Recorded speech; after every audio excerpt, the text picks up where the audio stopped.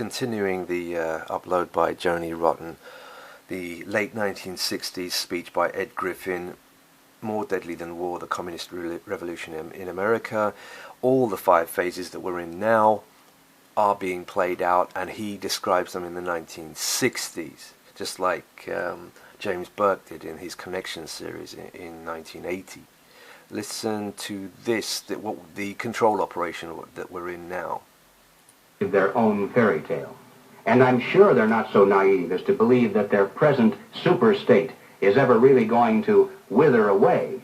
But they promote socialism just the same, because they know that socialism, by definition, means control over people. Bingo. If the government owns and controls all property, all means of production, and all avenues of commerce, then it controls all people. Okay, I'll stop that there. There's a little bit more there, but I'm going to click around. Now, 110.50, here we go. 110. Right, listen to this bit. Are higher than in any other war we've ever known. After all, why do we dread war? Well, there are 3 reasons: death, destruction, and human suffering. But ladies and gentlemen, if communism should ever come to America, we'll face more death, destruction, and human suffering than any people in history has ever faced at the hands of their invading conquerors. Wow. Okay, let's carry on. 840, the Civil War. Hold on. Let's go back a bit. About there. As follows.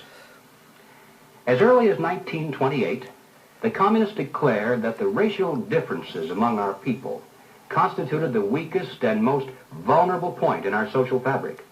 By constantly probing and straining at this one spot, they calculated that eventually the cloth could be torn apart, and that Americans could be divided, weakened, and perhaps even set against each other in open combat. There you go. There's the American Civil War, the Second American Antebellum Phase 5 coming up.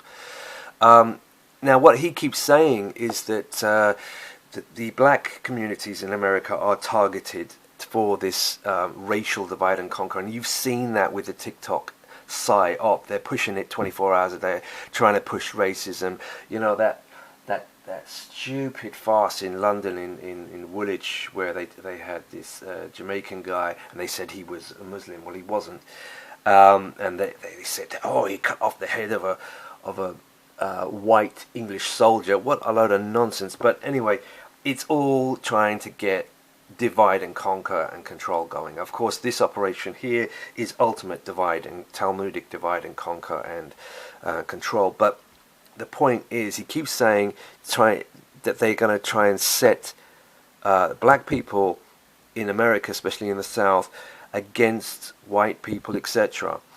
And if you look at that predictive programming series of movies that's coming, Get Out, U.S.